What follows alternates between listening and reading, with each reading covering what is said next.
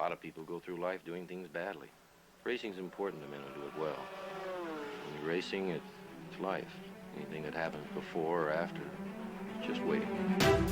Matt Williams got a brilliant start from the third row of the grid. He's gone, he's hit him, he's straight off at the chase. A half-second lead. Oh, with a sizzling car in the background. He has it. Oh, he's round on the last lap. There's a massive, massive accident. Next to the inside, what a move, what a move.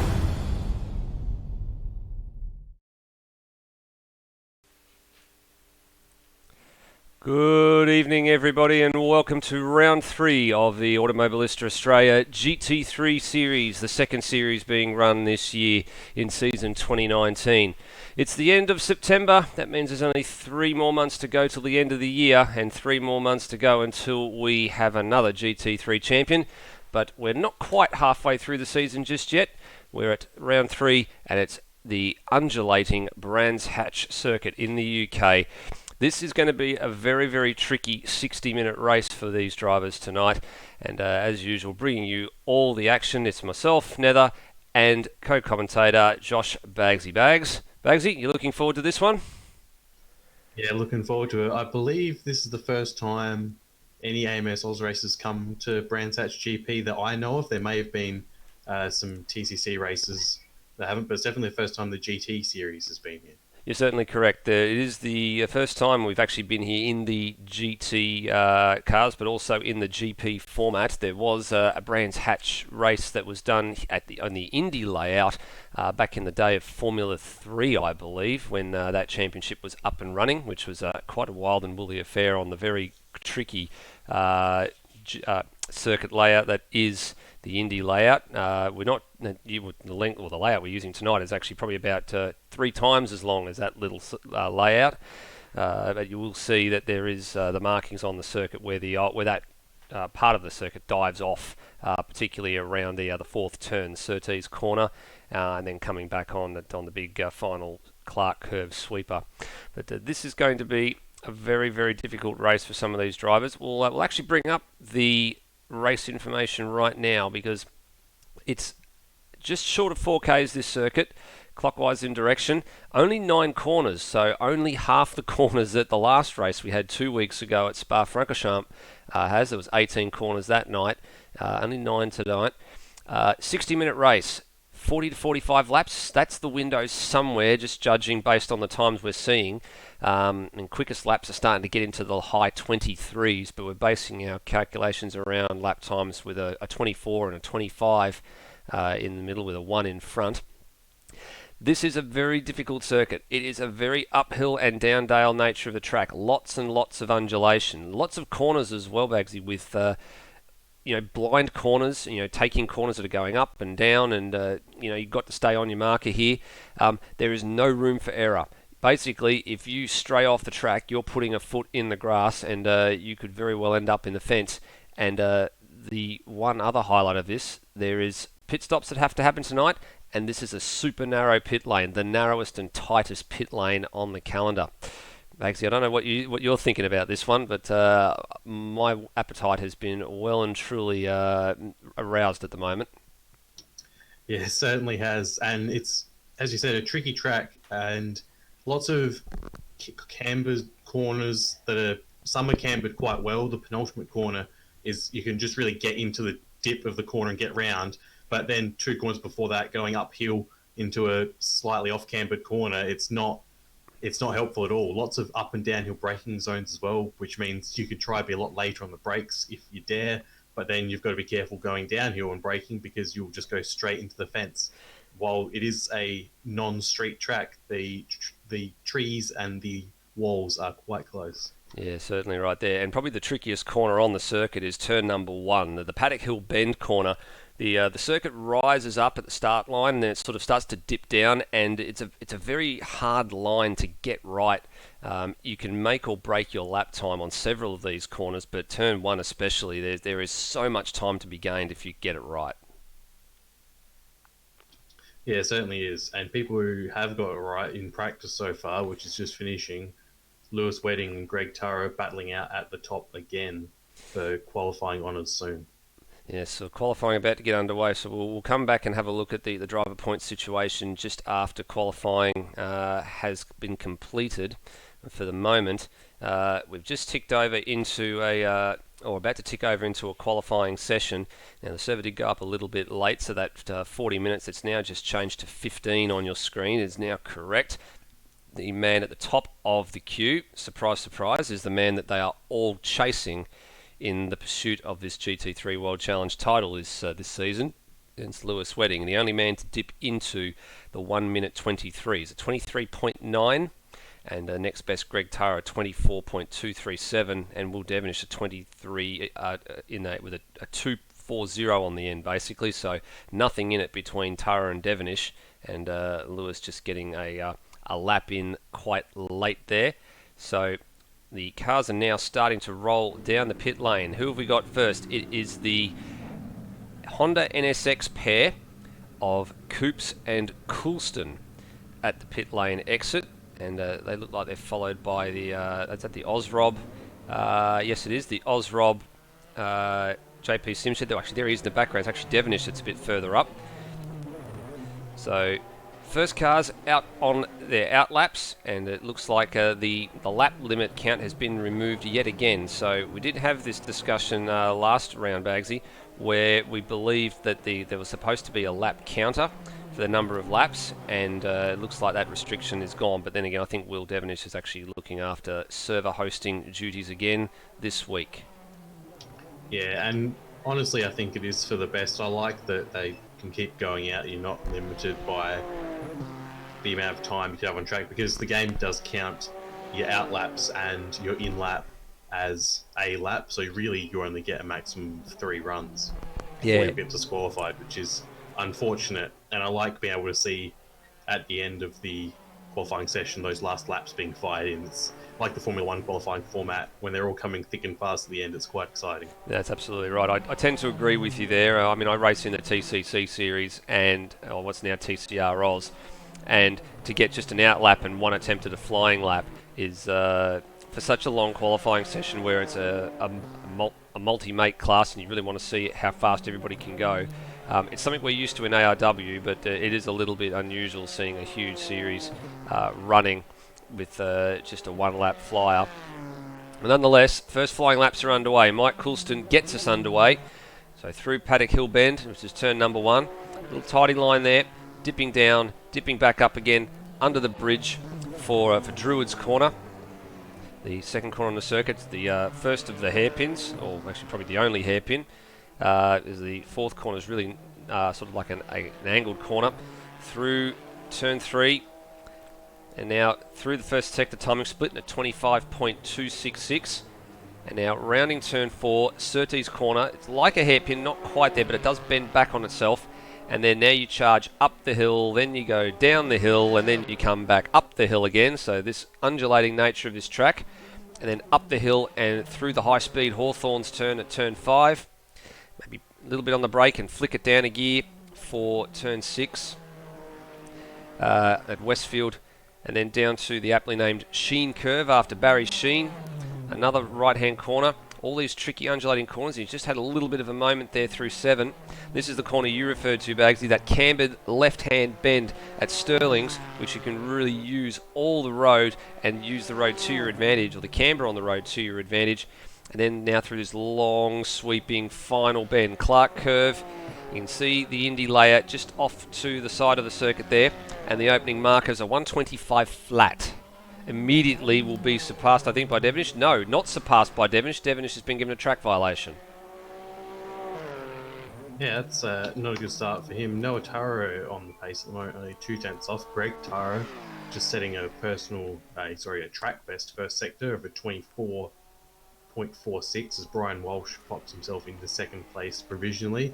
Steve Noah Bolger. Taro goes across and takes third. Bolger in fourth. And now immediately surpassed by Osrob. So time's coming very quickly now.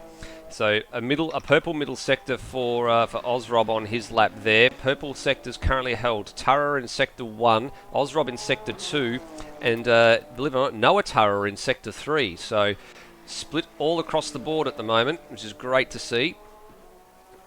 Here comes Tara to the line. And Lewis Wedding Only ones to not leave the pit. As I say that, Lewis Wedding heads out into the pit lane. Handy time from Greg Tara up into P3, so up ahead of Mike Coulston for his first runs.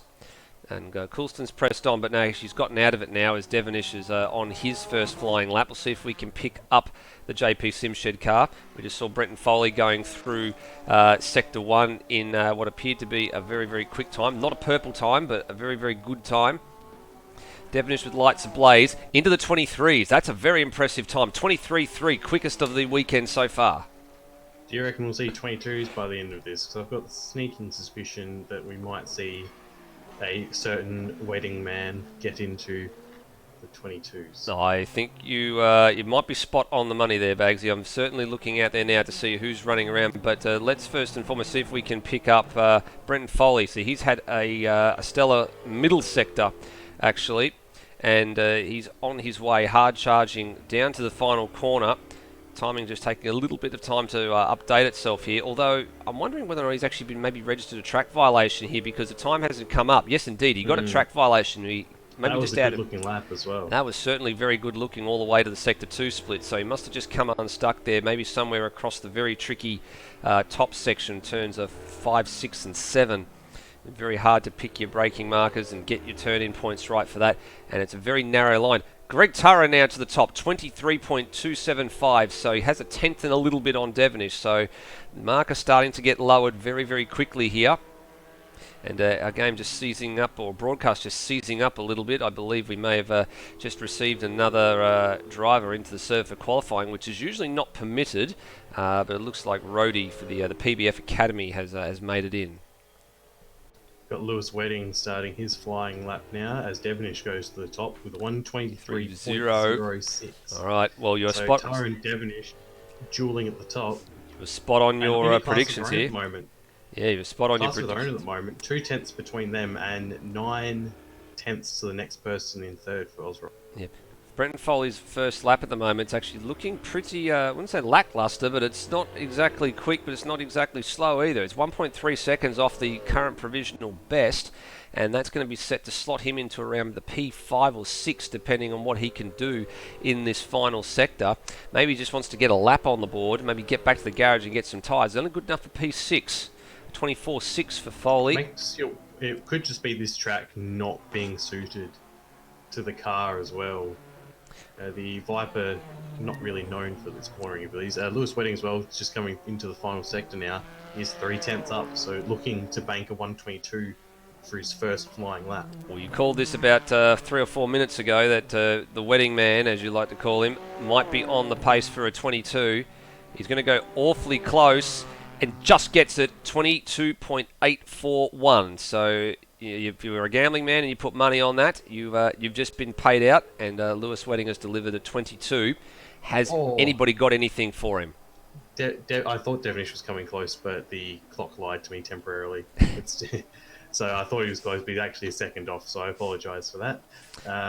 We've got a few other... Wedding didn't actually set a... He said a purple... Yeah, he said a purple first and second. He's just gone purple again, would you believe? He's gone purple in Sector 1 again, so he's pressing on here. So let's stay with the loose sim sport driver of the Nissan GTR, number 89, as he rounds turn 5. Very, very nice line, it must be said, using all the road, just enough ripple strip, not a cent more. But this Nissan looks absolutely planted, nearly 2 wheels in the grass at Westfield. And if you are an avid GT3 fan and you want to know how to drive this circuit, this is the man you need to watch. His lines are just about spot on and already finding more time. So it's purple first, purple middle. Can he grab the clean sweep and purple all sectors? To the line. I think he has a 22.584. We'll wait for the clock to confirm it. And yes, it is indeed purple in all 3 sectors. Catch me if you can, says Lewis Wedding.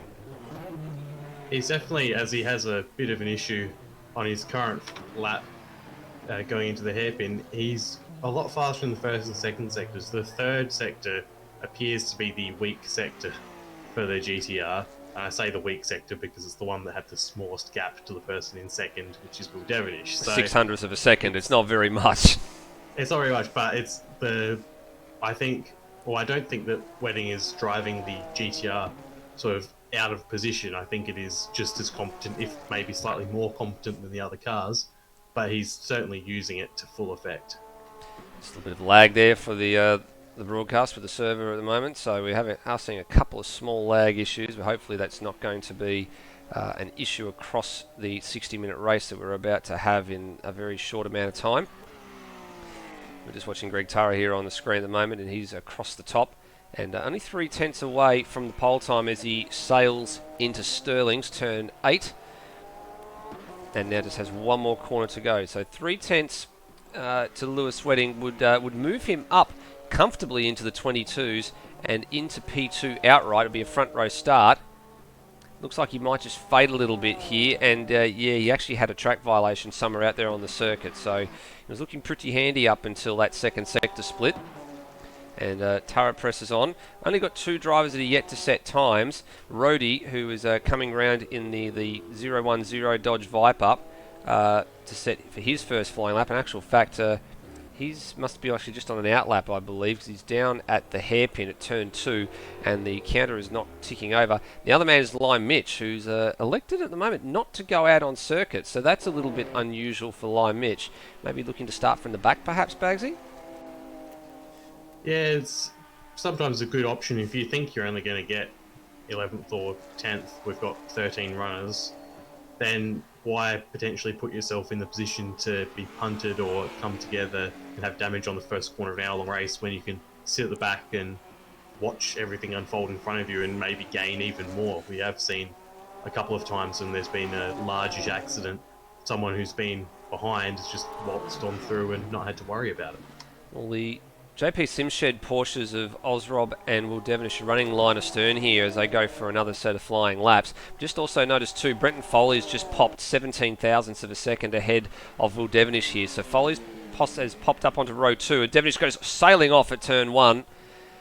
So he'll have to come back in and get out fairly quickly if he wants to get another lap in. Let's actually pick up Brenton Foley. Here he is. Only popped up into personal best in the first sector, but at the moment in a battle for the front row with Will Devonish. He's got a little bit of lap traffic ahead. Oh, he's in the weeds. Oh, he's in the weeds, and he's had to get out of it. So yeah, that's that lap gone. We did say at the top of the broadcast that if you put a foot offline, you are basically gone. And here's another person that is gone, and that's Rhodey. Now, where's he? He is parked it down at turn 1, I believe. Yes, it is turn 1. He's gone off on the left well before the corner, actually. So he must have had an issue in the braking zone somewhere there to put his car in that position. And there's one of the Honda NSXs going off in the background as well. I think that's Coops, just by judging where everybody is on the timing map. What are you seeing out there, Bagsy? There's not a flurry of decent laps coming in at the moment. Anyone setting any PBs? Well, Brenton Foley's had set a couple of PBs, but up until his issue. Wedding's put the Q in the rack now. He's decided that a half second or 4/10 of a second gap is enough to maintain the lead. No one else here, he probably doesn't think anyone else can even make it into the 22s apart from him. He wants to be in the exclusive 1 minute 22 club. Well, he sat in the pits very, very early in the last race we had at Spa. I think he left about 3 minutes on the table. Of course, Spa's quite a long lap, and he decided to pack it in quite early and basically had to play the sit and wait game. Thankfully for him, nobody got even close to the time that he had set. Well, at the end of the day, it didn't matter anyway because he still won the race by a very, very slim margin. As Devonish commences his next flying lap, so he'll get another pair. So too will Mike Coulston behind him, and then behind them Greg Turres looks like he's going to get another pair of laps as well. Let's stay with the JP Simshed driver for a little bit. Let's just see the sorts of lines that he's taking. Pretty tidy so far. Not using a lot of curb, mainly on the exit, but he's not using a lot of the inside curb. He's up on his PB marker here, so that would be enough to get him ahead of Foley if he can maintain that for the rest of this lap. But now comes the real tricky bit.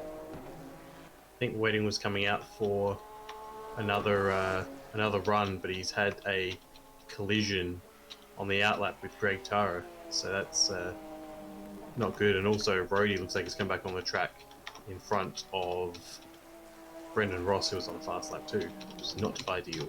No, certainly not ideal there. Devonish now coming through turn 7 and just stays within the track limits. And he's not that far away. He's only 0.2 of a second away from the pole time at the minute, but he's used a lot of road, and I wouldn't be surprised if that's a track violation on the exit of 8. But we'll have to wait until we get down to the start-finish line to prove it. He was actually up on his PB, and he was only 2 and a bit tenths away from the pole time, but to the line. No, he didn't get pinged for the violation, and he goes into the 22s. So it's a 22.935 for Devonish, now on the front row. Pushing this man down to P3. Foley through the weeds again. Big lose on the run down to turn 8, and a rear wing gone to boot. No further advancement for the PBF Dodge Viper. 8 seconds left on the clock. Who's going to get a lap here? Wedding's made it to the line. Tara's made it to the line. And Brendan also, I Ross think... has made it to the line for yep. another lap. And behind them, 12th place man, Rhodey, set a time. Rhodey, yeah. But I'm not sure, has he been able to press on with it or not? Don't think so. Wedding is a 10th down. And Well, it's actually given it to him, so maybe Rhodey's just made it with a little bit of time to spare. So, the first man that's going to cross the line to set a time is going to be Noah Tara on the cars that are on their last flying laps at the moment. He's had a big swapper, and he's in the wall. So That's that lap done. Noah Tara in the wall. You're right, he is done. Next man Devonish has spun. And Devonish has gone as well. So, the next man falls. Next man in the queue then is Mike Coulston. Can he make any further advancement on position? Not judging by those numbers, and he's pulled out as well. So that's the third man out of action. Next time it's Lewis Wedding. Now he's a 10th and 3/4 down on his benchmark at the moment. He's going fast. He is going very fast. Wedding doesn't look like he'll improve by much. Wedding's coming to the line now. And Wedding does not improve. Where's Tara? Here he comes to the line, not that far behind Wedding. Here we go. It is a third place. Oh, he lost so much in that last sector. Yeah, he sure That's did. He lost a lot. He was on pace. He was ahead of Wedding in those first 2 sectors. And he has lost a bunch of time. And Brendan Ross improves in the Ford GT, and then the last man across the line is going to be Rhodey, and looks like he's going to do a lap time just fractionally better than what his last lap around was that he managed, but he is by far the slowest of all the runners. And so 4 tenths lost for Tara in that final sector. Cost him both pole and second place as well. But he was 300th of a second behind Devonish. Well, it's another pole for Lewis Wedding. This is now 3 poles in a row for Wedding, and looking set like he's going to try and make it 3 wins in a row here, Bagsy. He is certainly the man to beat at the moment. He's a man with a big target on his back. Certainly is, but it's a target that's going to be very hard for anyone else to hit because he's going to be so far ahead of them.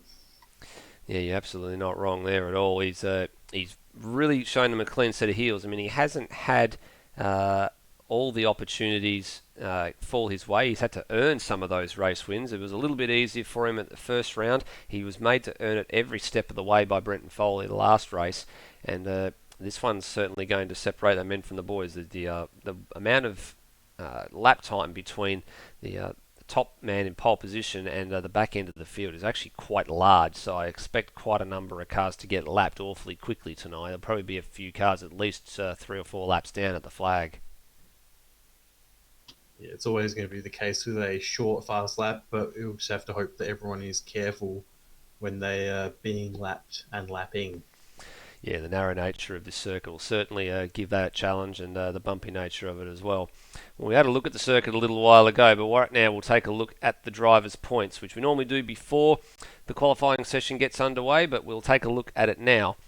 So Lewis Wedding, 2 poles, 2 race wins, leader of the pro class, ahead of Brenton Foley. So that's only a 7-point margin, a little different point scheme that we're using for this series. The race win in the 60-minute race is only worth 18 points, and a race win in the longer format worth 25. So Lewis Wedding's perfect from both races, so that's why he's got 43 points. Brent Foley, a pair of second places, good for 36 points. Devonish, he's had a pretty good run. He had a good run from the back of the grid in race 1 at Sydney Motorsport Park. Got himself up to third on the road in the second race out at Spa Francorchamps. Steve Bolger's had a pretty good start to his campaign as well. 4th place at the last race. He's currently 4th in the standings. And then Ozrob's had his fair share of dramas at Spa. And then we've got this little battle packer. Josh Ben, Termo, and Mike Coulston all on 14 points. Back to Phil Boak, who doesn't look like he's here this weekend. With 12, Brennan Ross and Greg Tara sharing 11 points apiece, and Mitchell Hathaway we didn't see last round, and we haven't seen him this weekend either. But Josh Ben heading that list of 6th, 7th and 8th, and that's purely by a count back on who has the best finishing place out of the first 2 races. Just to tell you how they've actually worked that out, he has a 12th and a 6th. Phil Boak has a 13th and a 7th. And who's behind him. And then actually Termo and Mike Coulson. So Mike Coulson's got a pair of 9ths, and Termo's got a 10th and an 8th, and Josh Ben a 12th and a 6th. So that's why Josh Ben's heading those standings from Termo and Mike Coulston. So very, very tight field. And you can see there the leader in Silver Cup is Termo. And of course that's just by the countback, Bagsy. So tight early, but still a long way to go. Yeah, it certainly is. And also, those 3 who you were just mentioning, none of them are actually participating tonight. So... Oh, Mike Coulston is. He's the only one that's here. Mike Coulston is. So he'll... sorry, he's not in the server.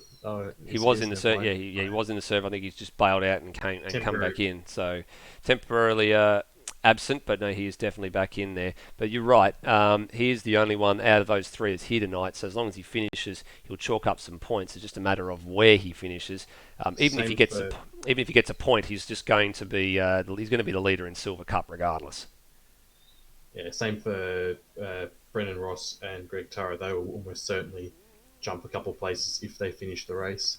Yeah, so just the point structures for anybody who wants to be aware of how many points you actually get awarded in one of these 60-minute races from front to back. It's 18 points to the winner, 16 to second, 14 to third, going down in 2s to 4th, so that's now 12 for 4th, and we get 11 for 5th, then 6th gets 10, and then it's 9, 8, 7, 6, 5, 4, 3, 2, 1, all the way down to 15th place. So with only 13 runners here, if you finish the race and you're classified, you're going to get points. So that's not the issue in question at all. And it's a little bit different on the 90-minute side of the equation with 25 to the winner and 20 to second and 16 to third. Point structure just a little bit different, but still pays points down to 15th place. The only differences are the top 4 places get slightly more points, and then 6th down to 15th is 10 all the way down to 1. So you reward the race winner in a longer format race is rewarded with more points, and that's the other way that it's been tiered. Yeah, certainly. But it also definitely emphasises finishing, because if you finish, doesn't matter where you are, you're going to get a point. So even though Wedding is 2 from 2, we've seen in previous series how a 1 or 2 DNFs can suddenly really close up the championship and disadvantage you a lot. Yeah, we did see that from what we used to call Lewis Wedding's binary season that we kept referring to, where it was always 1s and 0s. It was either a 1 for a race win or it was a 0 for not scoring any points. And he certainly smartened his act up a little bit. He doesn't have those sorts of troubles anymore. But it's just a matter of if he has a poor result, which he has had a couple of poor results in the last season, and it took it down to the last race of the season. So it's not a thing that you want to be doing too often. Yeah, although I think that season, none of them were issues like driver error. I think they were all mechanical, or by mechanical internet dropouts, basically, that season. Yeah, the ones that are out of your control, basically. Yeah. Well, what we might do, because my voice is a little bit shot from Victorian State Circuit Racing Championship commentary across the weekend at Phillip Island, we're going to take a short break, and we will be back as soon as the cars are rolling out for the grid. There's just a driver's briefing at the moment, but we will be back in just a few moments.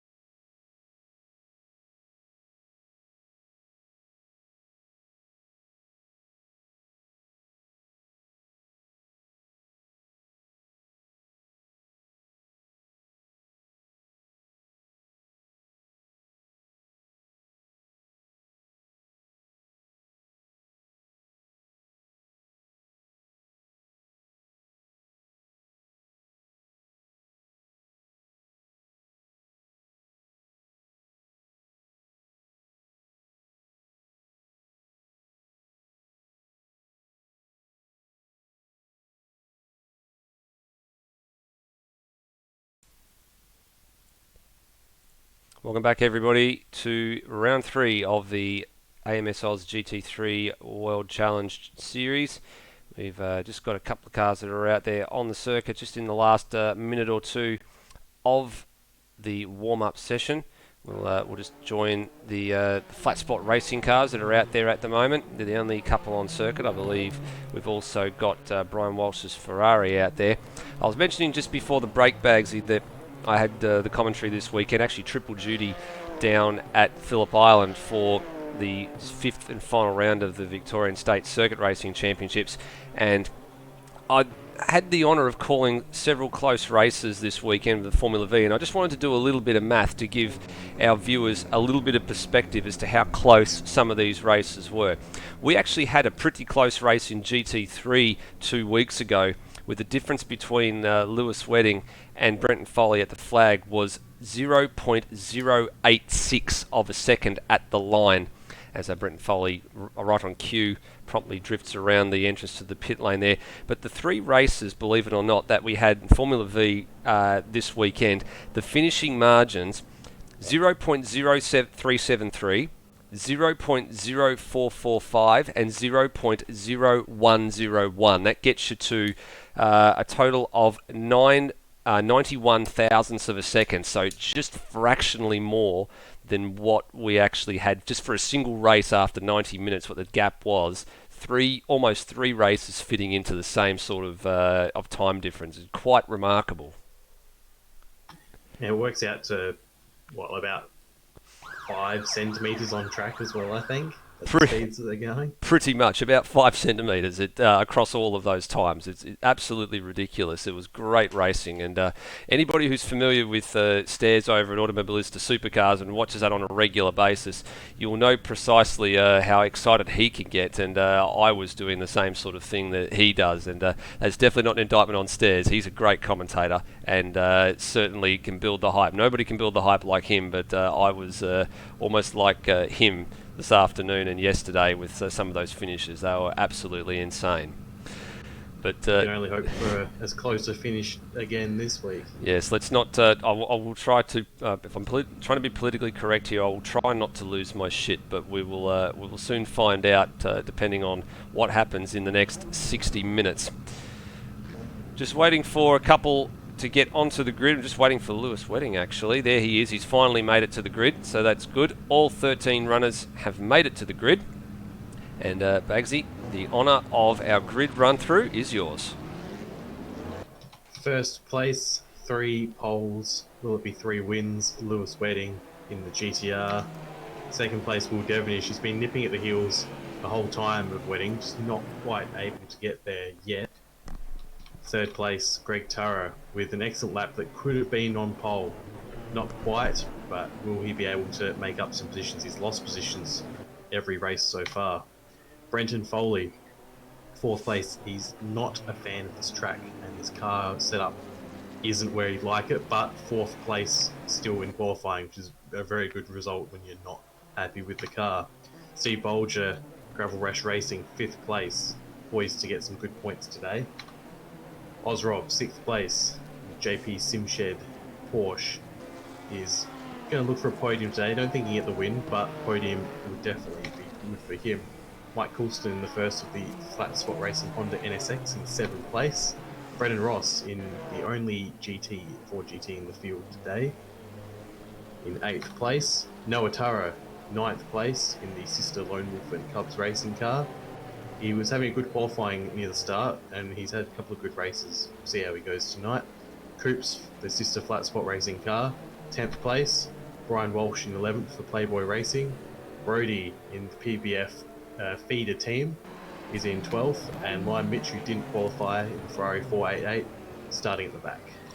I love it how you called Rhodey's car there as the feeder team. Somehow I don't think it's going to be fed up to the top tier team anytime soon. He has run the Phil Boat car on the odd occasion, but now they've got their own team. I think that they will stay as they are. Now, how's this lining up going to work for this 60-minute race? Wedding's miles clear. What's going on here? Or is it a standing start? I think this is a standing I think start. it's been set to a standing start. Oh dear, this might be, you're right, this may very well be unintentional. But we nonetheless... did have server issues before, so I'm assuming this is what's going to be happening. We'll see. It doesn't look like the server's wetting is administrator on the server, so he can stop it if he wants, but it doesn't look like he is. We'll see what happens. We're just waiting on some lights to go here, and Brian Walsh is getting set back into place. Standing start for the first time in GT3 competition. This is something new and interesting. We are away. Good launch initially from Lewis Wedding, and it looks like he's going to hold the advantage going into turn 1 here, and he's got the advantage there. Devonish has got to fend off Bretton Foley on the outside. In actual fact, Foley's gone through the dirt. There's someone's mirror or piece of someone's bodywork's gone flying. Devonish is trying to stick his nose in the inside of Lewis Wedding, but there's no room at the insert. And look at this, Mike Coulston's had a ripping start. He's all the way up to P3. That's off of P7. Maybe it was a little bit of his bodywork that went flying, and so too Brennan Ross. He's had a monster launch as well. So Lime Mitch started last, is in 6th place. Oh, and he's given Tara a hip and shoulder. And Tara's got a dint in the right door, so maybe he copped a bit of a whack somewhere along the line. I think in all that kerfuffle in turn 1 and 2, he's got a rather large dent in that right-hand side door, and he's gone to the tail of the field. That's hard luck for Greg Tarup. But out in front, look at Brendan Ross. He's got just about all 4 wheels in the grass off of turn 6. So in 4 corners, Lime Mitch went up 8 positions. So he gained 2 positions per corner on the first 4 corners. That is the epitome of what we said, where you just let everyone else have their accidents in front of you. Well, just the timing's just finally reset itself. I was a bit worried for a minute because all I saw was Lewis Wedding's name, and I was a bit concerned that something had gone wrong. But nonetheless, the top 2 have really streeted away. Devonish has had a little mid-corner moment there through the first part of the last corner. And it's Wedding who leads. Devonish second. Mike Coulston holding his own in third. Brendan Ross with a great start fourth. Lime Mitch even better, 5th place. Noah Tara's had a very, very good launch as well. Now the leading Lone Wolf and Cubs car. And then back to Ozrob, hotly pursued behind Steve. Bolger's gone backwards. Brenton Foley's gone backwards. Brian Walsh has pretty much stayed just about where he started. And one of the big losers, Greg Tara, second to last at the moment. Yeah, it's not to say he wants to, though. He's just made the move on Brian Walsh there, along with Coops. So Coops has... Brenton Foley's gone round. He's come there he is. off turn 4. Everything's intact, but that is back to last place for Foley. Yeah, it certainly is. Let's see what happened there. So we're going to pick up the action. He's rounding the hairpin here. Sorry, Brody. We'll have to go back to it, but Brody's also crashed the corner after, and he's lost his bonnet. Yep. So I'm just looking to see what happened to Foley here. He got out on the grass. So Foley got out on the grass, so that was his problem. In actual fact, he walloped that wall pretty hard as well. So let's see if we can pick up what's happened to Rhodey. Yeah, bonnet missing for Rhodey. And here he is. Oh, he's gone way off the course and dead straight into the wall on the exit of turn 4. So that's why he's got no bonnet. We've had Coops come off as well, and there's a lot of damage to the front right corner of his car. Yeah, there he is. He's got a big dent in the door as well. Well, we're going to have to go back and have a look and see what happened to Coops here. Oh, actually, something's happened to Tara as well. Yep. Coops has had an issue. He went down, looks like an escape road somewhere, but he's just gone straight on at, what corner's that? That is turn 7, I think. Yeah, that's turn 7. Oh, sorry, 6 actually. I believe the 2 Taras might be having connection issues because they weren't on the... I couldn't see their cars on the track, but it appears they're back now, but they are moving around in odd and unusual ways.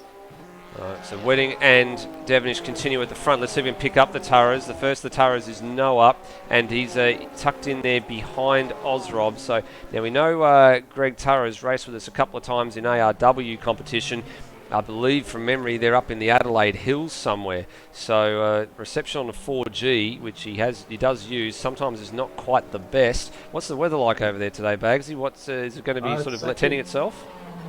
It's actually been quite a good day today. So it looked like it had stabilised a bit, but it seems to be acting up again. So that's not good for either of them. It also makes it difficult for the people racing around close to them, because while we may not be able to see them on screen at times when this is happening, that doesn't mean everyone else is, and so it can lead to unfortunate issues. Mike Coulston certainly holding his own here with Will Devonish popping in. Devonish going to the back of Wedding. Wow, where is this? Down at turn 1. What's the damage? And it's a safety car. Safety car has been called for because Devonish was in a precarious position. So this is the first safety car of the season. Let's get a little bit of a look at what happened here. Devonish had just set the quickest lap of the race. Coming on board. Lewis Wedding, and he just a little tap. Just a little tap. That's all it was. Just a little tap, and enough to check him up. Actually, I think if we go back a little bit, I think Devonish might have already been losing the rear as he tapped Wedding's back, which might have actually prevented him going around even faster at different angles. So we cut to the onboard shot just to get a better angle of it, and because we was a bit worried we weren't going to be able to see it from the camera angle we were initially watching, but he has indeed brought out the safety car for the very, very first time. And just a quick apology to the audience. I'm just going to adjust the volume on the mic just a touch. So while I do that, it just tends to stutter the feed. But now the question will be: is where was Will Devonish when this safety car was called? Because as we know, the game is going to put these cars in a certain order, and it'll compress this field. So Wedding's come out of it pretty much unscathed. No damage whatsoever. Coulston crosses the line second, Brennan Ross third. And Devonish, who was second at the time that I believe he was second at the time that it was called for, is going to cross the line at the moment in sixth. That's probably a little bit of a break for the Turras as well. Even though they're having some connection dramas, Greg was dead last and Noah was ninth. They'll give them a little bit of time just to maybe see if they can stabilise something in the next couple of minutes. I'm not sure if they'll be able to. Greg Turra is currently being shown 13th. Noah Turra is behind, just ahead of him on the road, but is being shown as first for some reason. So that's certainly incorrect. Yeah, I don't think he's crossed the line yet, according to what's going on. But anyway, the field gets condensed. Now, let's just see if we can work out. In actual fact, Greg Turra and Noah Turra have gone to the top of the timesheet. Yeah, they're being shown as first by more than a minute, which is not correct. No, definitely not correct. And we're just waiting to see how all this shakes out with the safety car. We know for a fact that they are definitely not that far ahead. So let's just quickly run through this order now. Devonish is not trying to scythe his way through the field here to get ahead of Wedding. So if you want to dive into your screen bags and see who belongs where. I believe he is in the correct spot in 7th behind Osrob. Okay, so there we go. Well, that was effectively going to be 5th on the road once the situation settles down, which it just has. So that's great to see that the timing has got itself sorted. So the top 9 cars are together on track at the moment. 10th, which is Coops, 11th, which is Rhodey, 12th, which is Noah Turra, and 13th, Greg Turra. There's still quite some considerable distance off the back of the snake here. Now the pits will open this time around. It's way too early for anybody to stop, and really, unless you got damage. Let's see if there's any takers. Brendan Ross. Oh no, Brendan Ross faking out the competition to see if he could get anybody to go in, but Foley decides to come into the lane. So, and this is probably not a bad idea. I think you're right. He has probably got a little bit of damage. He did wallop the inside wall at turn 3 pretty hard. And why not come in, get a bit of damage repair, take some tyres. Rhodey coming in as well. Again, smart call. Got damage, and we're missing a bonnet. And going to have probably some suspension damage under there that needs repairing too. And Greg Turra's coming in. Noah Turra's continuing to go, but they're still having connection dramas. So we might just leave them alone for the moment because we don't know what's going on there. So I think this is a good move for a couple of reasons. One, you're just because 2 other people pit as well, it's actually only costing Foley 3 positions. He knows he can pass those guys very quickly. And also, the other thing is, if there's enough safety cars, he doesn't have to stop again. He can just be at the front. So, yeah, and he also can probably not change tyres during his stop, because you can just double stint these tyres in a 90-minute race if you're careful with it.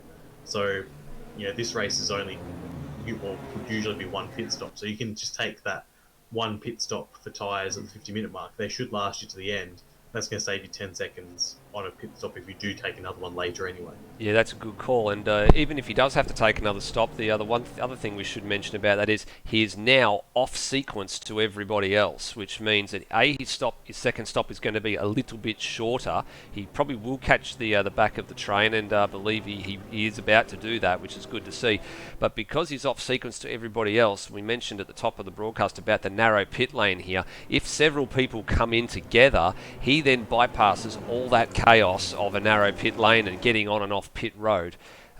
He is then essentially going to come in all by his own whenever he needs to. He'll run that fuel tank all the way to the bottom and then take a short fill and then get going again.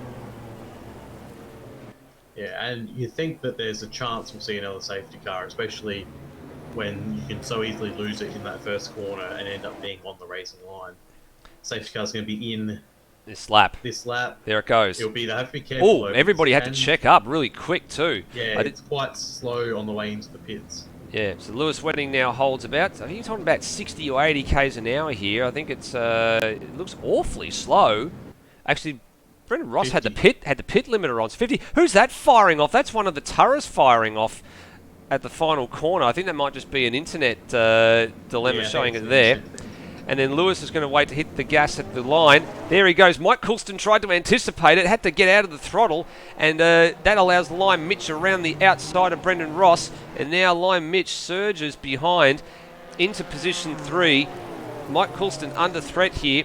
Brendan Ross is going to try and argue the point down at turn 2. He's going to be on the wrong side here for turn 3, but Lime Mitch is not quite far enough alongside Mike Coulston. He's got to be a bit careful here because the two JP Simshed Porsches are right behind, and Coulston gets the hurry up from Lime Mitch with a little bit of a love tap as they go into turn 4. And coming together between Coulston and Lime Mitch. Has that sent Lime Mitch off the road? It hasn't sent him off the road. Together, but he's lost a lot of places. He's lost a lot of places, having to take the avoiding action there. This narrow circuit tends to do that. But Wedding has bolted. 2 seconds in 2 sectors. Let's stay with this battle pack. This is a very, very angry pack on the restart here. Coulston dint in the door and all. Running in second. Brendan Ross is third. Great stuff from Brendan Ross. And then Ozrob and Will Devonish behind. And then behind them it comes Steve Bolger, Noah Turra, Brenton Foley, Lime Mitch, after being in that locking horns with Mike Coulston, has dropped all the way back to 9th. And now up to 8th, and Greg Turra rounding out the 10. Looks like Turra and Noah, both Turras rather, have stabilised their connections at least. So they are running along normally. Lime Mitch's biggest loser so far. He had gained 8 positions, only up 5 now. I say only up 5, but Brenton Foley is back where he was before he pit, so that's worked out beautifully for him. He has slightly fresher tyres than everyone else. He can go a bit longer, avoid the pit lane carnage. So this is looking good for Brenton Foley. And speaking of the Brentons, it's good for Brendan Ross as well. He's just a little bit of gave a bit of a tap. There's a massive hit. That's a massive T-bone hit, and that's Mike Coulston out of action. Over and out, Sergeant. And that was a little bit of chaos there. And it all got started here. This is where it all started. Brendan Ross had a bit of overlap, so he was entitled to a little bit of space here. Went down the inside and just escorted with a little bit of a tap Mike Coulston wide, and then he came back straight on into the path of Will Devonish. So that is all she wrote for the 66 flat spot racing car. I'll be honest, there could potentially be a bit of a penalty coming Ross's way there, because all of the space was left, like Coulston left him plenty of space and he just understeered into him, which caused all that, unfortunately. Yeah, well, speaking of all that chaos, it has allowed Ozrob to steal a march and get through to what is currently second place. So the 555 JP Sim Shed and Drive Sim Porsche is out in second place and being harassed by Brendan Ross all the way through turn 1. Plenty of curb there for the Ford GT at turn 1. That's not ideal. And then look who's lurking behind. It is the Dodge Viper of Brenton Foley. He's just very quietly made his way forward after taking service in the pits. He's been one of the star performers, or the star performer in TCR Oz. And some of those rear of grid races, the amount of positions he makes up from the rear of the grid is absolutely incredible. And he's had a good run here through the traffic. And he's already... He and Devonish have both passed Bolger, but he passed both of them at the same time to get up into fourth. I think he also probably benefited from the coming together of Devonish and Mike Coulston as well. Devonish would have, when he T-boned Mike Coulston, had to get out of it, and there would have been a little bit of an easy pass there for Foley in the end, just picking the right line. But he's got to get past one of the drivers that he does battle quite often in TCR Oz, and that's Brendan Ross directly ahead. And then it's a little bit further afield to Devonish, Bolger and Lime Mitch, with both Ataras and Coops as the last remaining flat spot racing car inside the top 10 at the moment. So just the one runner out of this race. 2 laps after the safety car, Lewis Wedding has an 8-second gap. That'll be all this due to all this fighting and squabbling going on for the minor placings at the moment, plus the coming together down here on the last lap. Well, very wide is Ozrob, and underneath Brendan Ross goes, but then Ozrob fights him straight back, and Brendan Ross has to close the door, but he can't get the door closed, and Foley just invites himself through and says, "Thank you very much, I'll have third place." And looks to be, he's hooked right onto the back of Ozrob there, so he could be looking for second place coming in up the hill here. See how he goes. Well, he's going to try and stay with him and maybe try and go around the outside. That'd be ambitious to go around the outside here at Hawthorns, but he doesn't do it on this occasion. But Ozrob's just parking it middle of the road, just defending at the life. This is like a pin on the minute. He's going for overlap here, so Ozrob has to give him the space, and Ozrob's just being very... He's right on the limit of where he can close up, but he's closing up well. This is the spot where I think Foley is trying to do it. He needs to stay with him through here and get the better drive out of the final out of this corner here, and then have a preferred line into turn number 9. But he's on the wrong side, so he'll have to go the long way. Fastest lap of the race from Wedding, 23.3, and now Foley's got overlap, and here he goes down the inside. He'll get the job done before the line here, and he should have a better line through turn 1, and Ozrob backs out of it, but he's backed out of it too early, and Brendan Ross stuck his nose in there, and Brendan Ross is going to get through, and he'll hold the line through turn 1 and now 2. Devonish trying to buy into it as well, but the door very, very quickly shut, and Ozrob's actually lost 3 places in 3 corners here. There's 3 places in 2 corners. Or 2 corners. I was counting turn 9 as the third corner because that's where it all began from. But got shuffled back very, very quickly there. Now, how much effort is Foley going to have to put in to close this margin down to Lewis Wedding? It stands at 11.3 seconds after the first couple of laps of a safety car restart. Brendan Ross looks awfully racy behind. These guys just need to settle down for a couple of laps, work together to see if they can close this margin down, because Wedding has got an absolute field of advantage at the moment.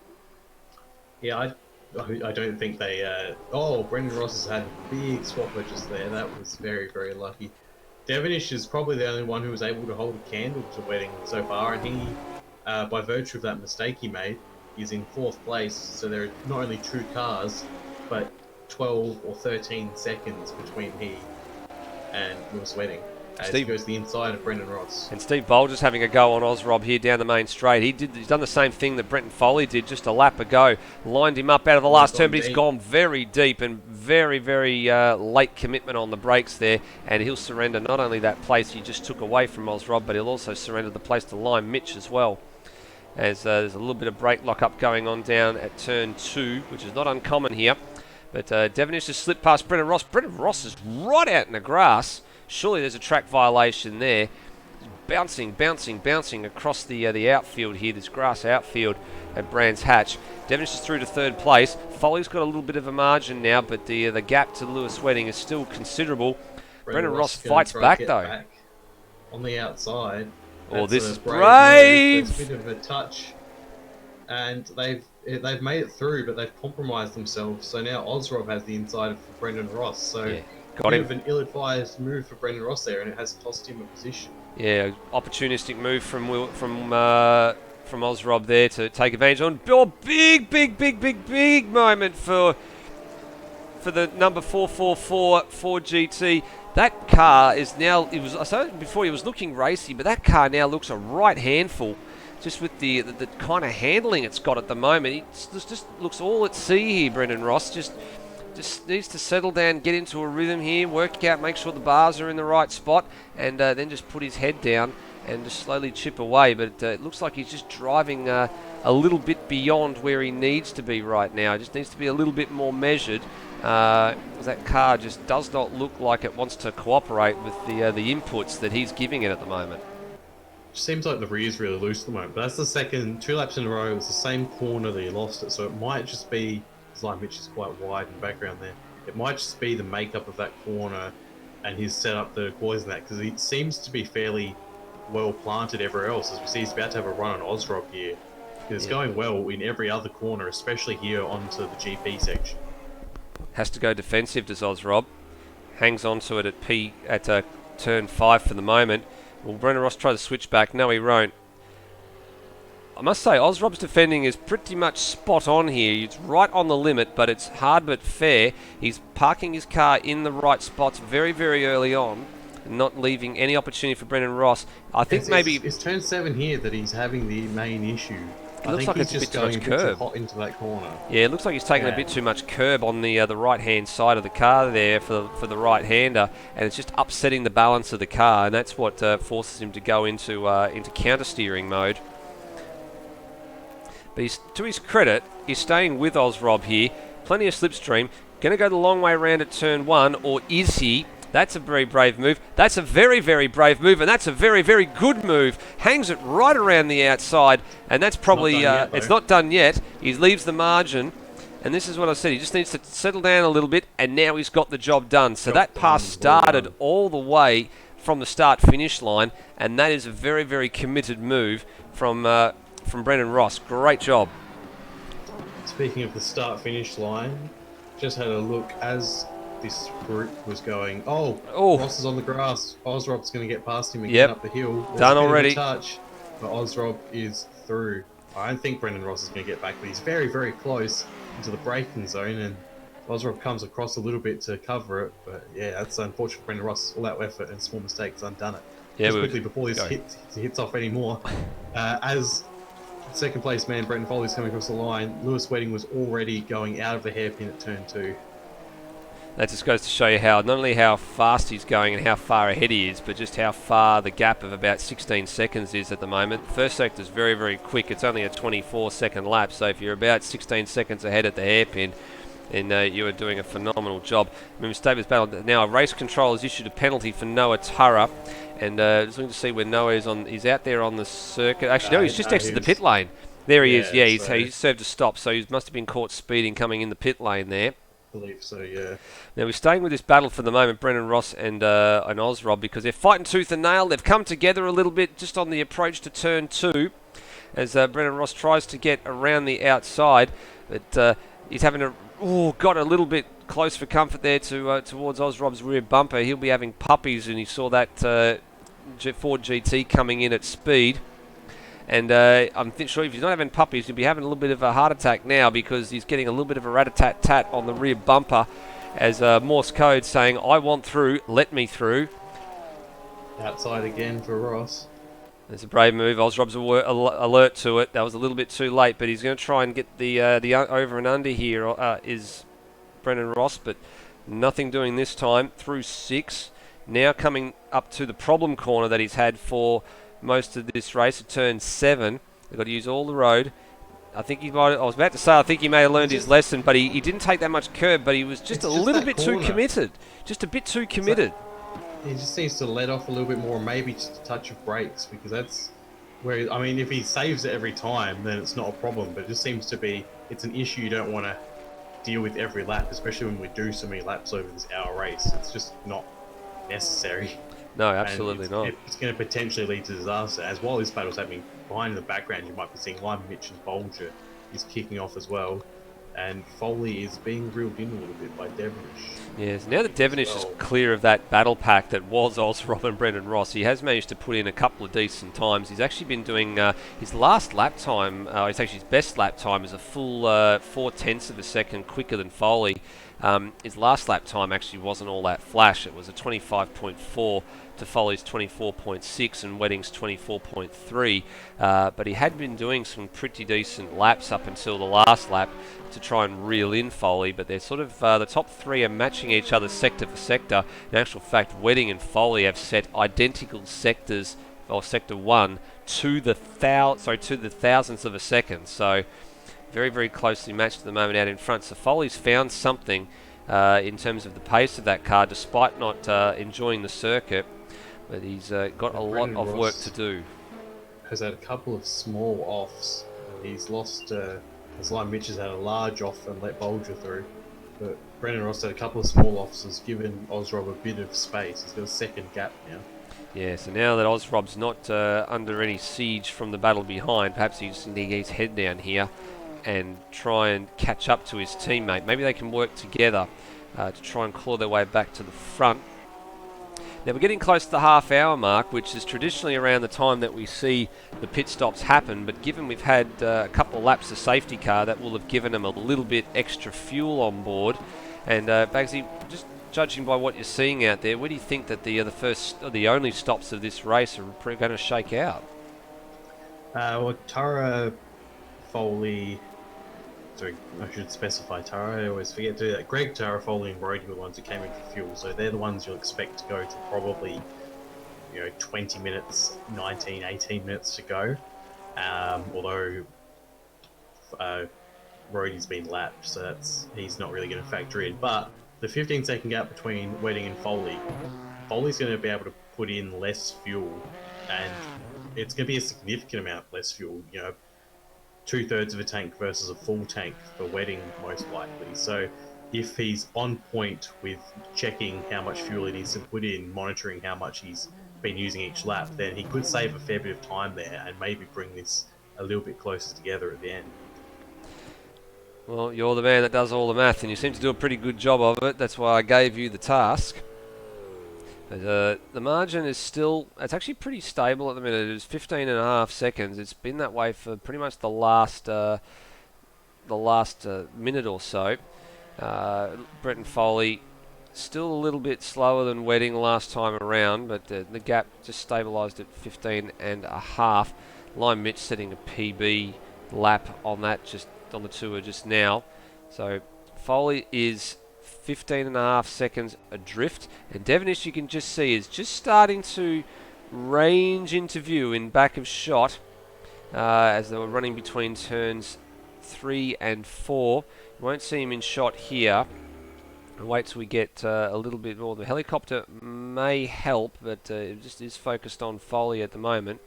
And we'll just see if there's Devonish. They're just in back of shot there, so not that much between them. Just short of 3.2 seconds at the last sector split. It's probably going to be about that at the moment as they come through the second sector split, and just comes down by a tenth. Ozrob's had a moment on the last lap, because his last lap was a minute 34. Yeah, that was a dead set shocker. Yeah, where was the bad sector there, Bagsy? He's lost a lot of time. You're absolutely right. In actual fact, Steve Bolger's gone past, as well as Brendan Ross. So, and Lime Mitch too. Bolger's actually catching Brendan Ross at the moment, and by almost a second on the last lap. This lap just gone 126.3 versus 125.5. So Bolger is looking for that fourth place position. And I think if he does, then 1, 2, 3, 4 on the track will be the same as 1, 2, 3, 4 in the championship. And in the last race as well. And Ozrob has pit. So Ozrob looking to pit now and go to the end. He reckons he can make it 31 minutes plus 1 lap. So we'll see how Ozrob goes from here. I wonder if New he's tyres as well. He's not electing to go for one set of tyres the whole race. I wonder if he's banking on maybe trying to see if another safety car comes out, because if it does come out, everybody's going to pit, and then that will put him in the box seat, because we did see that the pits were closed on lap 1, which means the train forms up, and then if everybody has to peel in, then that's music to his ears. He could get doubled up. Crash.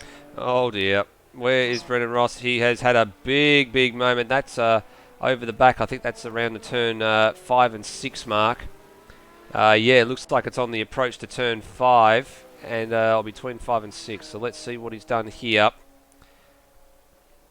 You know, the problem for Ozrob, There he is, understeered off, hitting and mirror gone, and a little bit of bumper damage, and there's a brake marker board gone as well, but he managed to keep it going, but he's missing the left-hand mirror on that 444 car.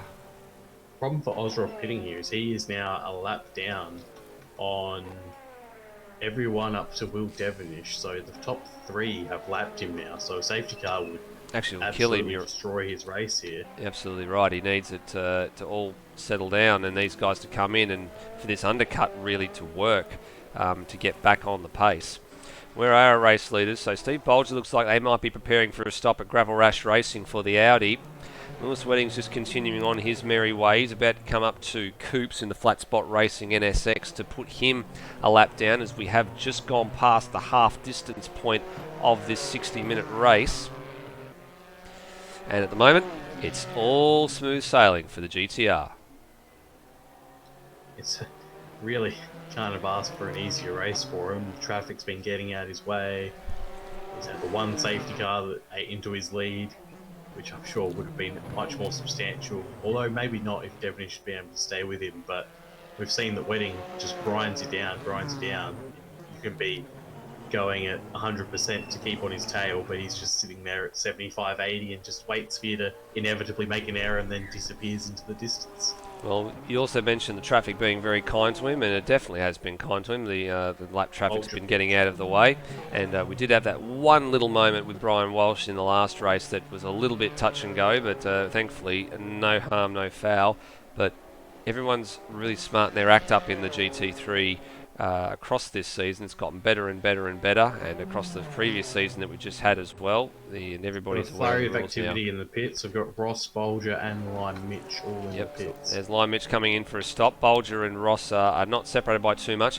So this is not too bad in terms of it being a very busy pit lane with the narrow pit lane. So actually that's improved a little bit over the course of time, but it's still a very narrow pit lane by most standards. You can very easily become stuck or get into the back of another car.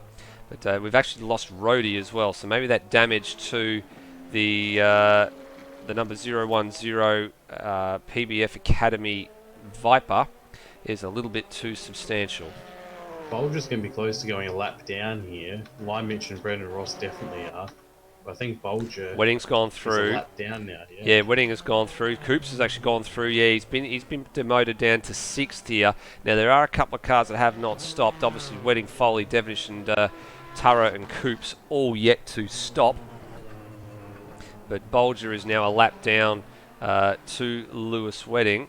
And drive-through penalty, Brendan Ross. So that'll be where's he? He's come out of the pits now. So that's a pit lane speeding infringement for Brendan Ross. So his race has just gone from bad to worse. The accident a couple of laps ago, and now compounded by another trip through the pit lane at pit lane speed. Yeah, also this is affecting people. Lime Mitch just had to get out the throttle to let Brendan Foley through because he's a lap down on him. So that's going to hurt him and the people he was battling with. It's not ideal for them because Bolger's only just going to pass Coops now, but there are a lot of people here who can stop for a short amount of time and potentially get past. Brian Walsh still going along in 10th place. The Playboy Racing team, the only Playboy Racing car here this weekend, as he lets Greg Turra by in between turns 1 and 2. Just Turra having a massive lag spike moment there. He's definitely not driving on the grass. He's just a little bit of a lagging moment. So Brian Walsh just giving him a little bit of space. In actual fact, I think it was Noah Turra that he let through, believe it or not. And yes, it is. He's been demoted back to 11th place. Now, I think there might be a bit more activity in the pit lane. Is there? Yes, there is. And it happens to be Coops. So he was out of P5, so that means that all the others will move up, and that'll put him sort of back in corrected position as Brendan Ross comes in to serve his drive-through penalty. Gets it stopped before the line. Looks pretty good. They're going very long. Like, it's 26 minutes to go. Wedding still hasn't stopped. Devonish hasn't stopped. Greg Turris hasn't stopped. We know Foley has, but he's in second place and can go a lot further. Well, 10 minutes further at least. Maybe a bit more because of the time under safety car. So There could be only 15 minutes left when Foley stops, which is a lot less fuel that you have to put in. I think the GTR may be stopping this lap, Bagsy. I think Lewis Wedding may have realised that this is about as far as he can go. This is a circuit that demands a little bit of power, surprisingly, because you've obviously got to get up and down the hills, and there are plenty of corners that you need to have the drive off, and a couple of corners like this one where you can just sort of steady state coast it. And here comes Wedding. Coops has been issued a drive-through penalty. That'll be a pit lane speeding infringement. Wedding needs to make sure he doesn't suffer the same fate. He's lucky. He's got the first pit box, and he's in. Now, Brenton Foley will... tyres as well. Yep, no surprises there. Foley will take over the lead of this race, albeit for how long. Devonish going with him, so Devonish is going a bit longer here as well. And Lime Mitch going through. Greg Turra is in 4th place, and he's going up the hill into, I think that's turn 6, and he's still quite some considerable margin from passing Wedding, and Steve Bolger has, looks like he's stopped as well. Where do they come out relative to Lewis and also to this pair? Just have a look at Coops is going to come through to take his drive-through penalty in a second. Brendan Ross unlaps himself. Lewis Wedding, he still laps down on other people though. So Wedding's finally got moving now. The gap between he and Foley is 42 seconds as he leaves the pit lane. That may change a little bit though as the timing catches up. My question for Lewis is, what cars has he got around him? So he's got Greg Tara just up the road, and he's got the 8th place car of Brendan Ross, who you just said he has unlapped himself ahead of Wedding, but he will get blue flags when Wedding comes up to the back of him. So it's all about how good Lewis's outlap is, how good his inlap was, how good his outlap is, and as relative to how much of an advantage Foley is going to enjoy when Foley comes back out. Devonish has come into the pit, so he could only go 1 lap longer. That's not too bad. I think that's probably a pretty good effort from Will Devonish there, saving as much as he can under the safety car, as much fuel as he could, and he's taking tyres as well. No surprises there. A lot of these drivers not willing to take the risk on such a circuit where there are quite a number of laterally loaded corners. The camber corners, especially over the top, so turns 5, 6 and 7 require a lot of effort on the left-hand side tyres for right-hand side bends, and turns 9 and 1 as well, a lot of lateral load going through those left-hand side tyres, so they will cop a bit of a pounding, and they're just not prepared to risk it over the duration of a 60-minute race. We saw what happened to Josh Bennett the last race, 2 front punctures after trying to double stint some tyres and just taking them a little bit too deep into the race, and actually finished 6th in that race, and if not for those 2 punctures, only what could have been, Bagsy. Yeah, certainly could have been a much better result for him. Lewis Wedding, his outlap was a 1:29.9, which is not bad. It's only 5 seconds off the pace, so we'll see how he continues on his first actual flying lap, but it looks like the gap to Foley has only come down by a little bit. So yeah, not very much. See how much time he gets now that he's in relatively clean air. He's just dispatched of Brendan Ross, who was lapped, and Greg Turra is for position, actually, the next man on the track. So yeah. And we know who's been having a bit of connection issues too. Yeah, so Wedding's always dangerous, so you got to be careful. Yeah, Wedding's no stranger to internet connection dramas himself. He knows what this is like to come up to a car for position and not know if it's going to be in front of you or to the left or to the right. Brendan Ross had a big moment. He's gone straight on. Crash.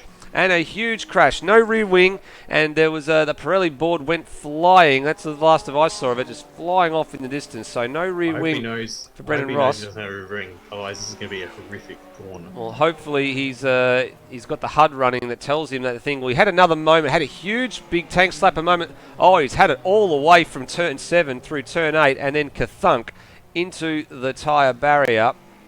And it looks pretty much like a GT car did in the 60s when these cars first came out, just minus the rear wing. So hopefully he realises he hasn't got a rear wing, and he's now in the pits and fitting a new one. And it looks like Greg Turra is in as well, just ahead. Yes, that's Greg Turra, a little bit further down the screen. and that promotes Wedding up into P2. So really didn't have to worry about having to get past Greg Turra. Greg Turra basically did the job for him, and now the gap has had 2 seconds lopped out of it rather quickly, and we might be seeing a stop for Foley. He drifts it round turn number 2 spectacularly through the marbles. So he's wringing the neck of this car on its in lap. That's if indeed he is coming in for a stop. I think he's probably realised that this gap has started to come down in huge chunks, and he needs to get in and try and preserve as much of that advantage as he can, but he's not going to be preserving much of it if he's drifting around corners like that. While it looked cool, it's unfortunately not the fastest way around the track. No, it's like in rallying, Bagsy. They say the Scandinavian flick is the way to get around corners quickly, but you need a handbrake to do that, and that certainly wasn't a Scandinavian flick from Brenton Foley. He didn't get round the corner fast enough, and in actual fact, he's had quite a substantial amount of time lopped out of him as well, another 1.5 seconds. So it has cost him quite a lot. In one sector. Just in one sector. That's all it is. Foley through turn 8. Will he come in for his second stop? He'll be the only driver to stop, or very few drivers to stop more than once. And yes, he is. Oh, he's had a moment at pit lane. Wow. That is something you don't see every day. That is a huge mistake from Brenton Foley. And I think that's just about cost him any chance he had of winning this race. He's got to remember that if it's not severely enough damage, to turn the damage off so he doesn't get pinged. I think you'd want to repair that regardless. In actual fact, he's changing tyres as well. Let's have a look at this. This is the onboard. Oh, he lost the rear end. That's what it was. He lost the rear end coming into the pit lane. So that's rather embarrassing for the man who was leading the race, second on the road overall at one point, and second in this championship. Most importantly, that's going to put him back probably behind Will Devonish and potentially Steve Bolger as well. Yeah, we're going to see where Devonish is right now. Devonish is just coming down to the final corner now. So Foley, by taking tyres, and if he's got damage to repair, then he's going to be stuck. Yeah, he's still in the lane. Devonish is going to take second here. Steve Bolger's now coming under the final bridge for the on the run to turn number 9. And Foley's on the move. So this could be close because Foley's a fair way back down the pit lane. Bolger's going to have him here. Steve Bolger, you're right, Bags. He goes through into third place. Foley's not even out of the pit lane yet. He's actually still trundling down the lane. Now he gets to the control line for the pit exit, just off to the camera. Thank you, Mr. Cameraman, for showing us that he's coming out of the pit lane. Not. And then here is Foley now. So he's got a lot of work to do, and Steve Bolger's not going to make this task easy for him with 17 minutes to go. He's not. He's also got coming up behind him, but he'll probably get away from them because they're battling Lime Mitch and Ozrob. Yeah, only ended up about 6 seconds down. Lime Mitch have their own little battle here. Yeah, Lime Mitch with a little bit of a lock up there into turn 2 as well. Only just a small lock up. But Ozrob will smell blood in the water here like a shark, and he'll be all over the back of Lime Mitch in just a few seconds' time, I'd imagine. And these two will probably wrestle their way to the flag, and I say wrestle meaning that they'll probably wrestle over the position, but they'll keep each other honest for the next 17 minutes.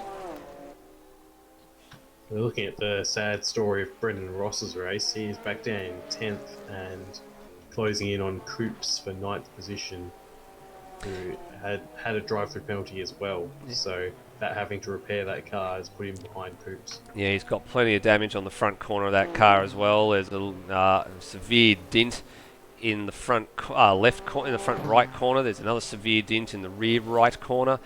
From where he's walloped the wall, and to compound matters even more, he's being approached by Lewis Wedding at the moment to go a lap down again. So Wedding is running on lap 28, Brendan Ross on lap 27, and he will go a lap down in probably a couple of laps time from now.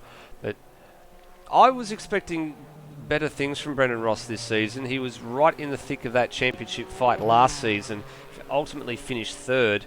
I don't know what to say, Bagsy. What can you say? He's not had a very good start to this campaign. Only 3 races in, and a couple of major accidents in this race especially. It might just be the way he's setting up the car. I don't recall, I don't think he was running the Ford GT last season, was he? No, it was Mercedes AMG. So I'm wondering if the change of car and also the tracks that we've gone to may not have been suited to the Ford GT quite as much. Well, we have seen a few drivers run the Ford GT over previous campaigns. I remember a while ago, I think it was the second season in the WEC season, we had GT3. Oh, and he's had a bit of a moment there. He's tried to make a late dive on Coops, and looks like there's been a bit of a coming together there. It certainly looked like Coops had went off the circuit. I want to have a look at that on the replay very quickly, if we can, please, Mr. Director. And here it is, the onboard shot from just on the bonnet cam. We'll have a bit of a look and see what happened. He tried to make a late dive here, I think. Yeah, he did, and just got his braking all wrong, and he's gotten into the back of Coops there. So I would imagine if that's reported after this race is over, that there might be a little penalty handed down to the driver of the 444 Ford GT. Yeah, it's going to be a day to forget for Brendan Ross, unfortunately, as he gets lapped for the second time by Lewis Wedding. Wedding goes through. Didn't make it difficult for him, so he's gone through on there. He's still holding off Ozrob as well. Well, we did suspect very good drive from Lime Mitch. Yeah, we did suspect these guys were going to go toe-to-toe for the rest of this race, but Lime Mitch has actually got a couple of extra car lengths on Ozrob now. The real battle that we'll be interested in is to see how Brenton Foley goes, trying to hunt down Steve Bolger. Now, this gap is now at 11 seconds, and the last lap around, Foley was actually 0.4 of a second slower. So Steve Bolger's actually doing a pretty decent job. His best lap is actually, Steve Bolger, is a 23.6. It's actually the third quickest lap of the race. It's only 0.04 of a second slower than Devonish, would you believe? And he's lapping quite comfortably at the moment in the 24s. It's 24.0 last time around for Steve. Sorry, before that. Now it's a 24.5 for Bolger, and Foley's actually just done a 24.0. So now it's swung back the other way in terms of the lap time. But it's 10 seconds is a long way to go in 13.5 minutes. Yeah, really, we're only going to have 8 or 9 more laps at this point. So I don't think he's going to be able to make that up in that. Well, maybe 10 laps, but he has to go a second lap faster, and that doesn't look like happening at the moment, even with the fresher tyres he has, and presumably lesser fuel load. No, he needs the cards for his way. Wedding has definitely taken his foot off the gas. I say that, he's done a 1:23.8, which is almost faster than anyone else's fastest lap, but for Wedding, whose best is a 1:22.9, he's just setting consistent low 1:24s, high 1:23s to make it through to the end. Certainly putting himself in a very, very decent position to defend his GT3 Series crown for this year, and doing no harm to his points challenge. He'll be perfect from all 3 races if he continues the way he is. He's got 12.5 minutes to go plus 1 lap. And the point standings behind will be rather interesting to take a look at, Bagsy, with Devonish and Bolger occupying the podium positions as they currently stand, and Brenton Foley ran in position number 4. So that position 2 and 3 battle in the championship will close up a little bit, if not have any further ramifications between now and a checkered flag. Foley might find himself in 3rd place overall in the championship after tonight's performance. I think he'll stay 2nd. He's got an 8-point gap to Devonish, so I believe he'll maintain that. If he does, it'll be a very, very close, tight run thing. Wedding chalks off lap number 32. We predicted we were going to get somewhere between 40 and 45 laps, and that was without factoring in the safety car intervention, but it looks like we're probably going to get pretty close to about the 40 or 41 mark with the pace that's been run at the front by our race leader, which is basically, it's been a stellar pace from the moment that the green flag dropped. Even if it was a standing start on the grid for the very first time, which the drivers certainly wouldn't have been expecting, Wedding has made the most of it. He's basically never been really threatened, apart from the opening couple of laps where Devonish was able to go with him. Unfortunately, that spin down at turn number 1, which brought out the safety car, has pretty much ruined his chance of staying with Lewis for as long as he possibly could. Osrob off screen has dispatched of Lion Mitch as well. So we unfortunately missed that, but that's okay. They're still quite close. So a mistake from Osrob could see Lion Mitch back in fifth. And I can see what happened there. There was a 1.1 second disparity in the lap time as Lion Mitch has an excursion off the circuit at turn 1. Osrob gone a little bit deep at turn 2. So swings and roundabouts, the elastic gap pretty much stays where it was. Brendan Ross has had another big moment. He hasn't hit the barriers this time, but it's the same spot he's had it. It's turn 8. It keeps just going again and again. Well, it starts once again. Started in turn 7. It's continued on to turn 8. Yep, let's have another look at this. This is it's getting a little bit old, this, I think, but nonetheless, it's plenty of curb and just overcommitted. And he managed to keep it off the walls that time around and get it going. So he's just got to taper his expectations just a little bit here, Brendan Ross. Just drive with it himself. He's just taking that turn 7 corner at Sheen just way too aggressively and way too fast. And the curb is just upsetting the balance of that car. Out of the 3 consecutive right-handers, Hawthorn's at turn 5, Westfield at turn 6, and Sheen curve at turn 7, and Brendan Ross just big lock up there at the bottom of turn 4. So I'll just show you. We'll just stay with him so we can see these couple of corners. The first one's quick, the second one's just a little bit slower, and then the third one just needs to be taken a little bit slower again. So this is the fastest of the 3, turn 5. Turn 6, you just got to get your braking sorted, just a little bit of dab of brake just to get it turned in. That's nice. And then this one, because it's just always turning, you need to pick your moment. Just get the brakes done, and that's much better from Brendan Ross. Just needed to just ease it on a little bit more, and that corner was almost spot on perfect in terms of the amount of pace. He's going to get lapped here by Devonish, but that's the sort of line and that's the sort of speed you need to run through that corner. Otherwise, as you've just seen with the accident footage, he's basically just skating off as soon as he hits the curb at speed at turn 7. Just way too much speed. One Mitch is right back on Osrob, and he's got overlap several corners in a row now. Just not had the preferred line round. Osrob's keeping that car exactly where it needs to be.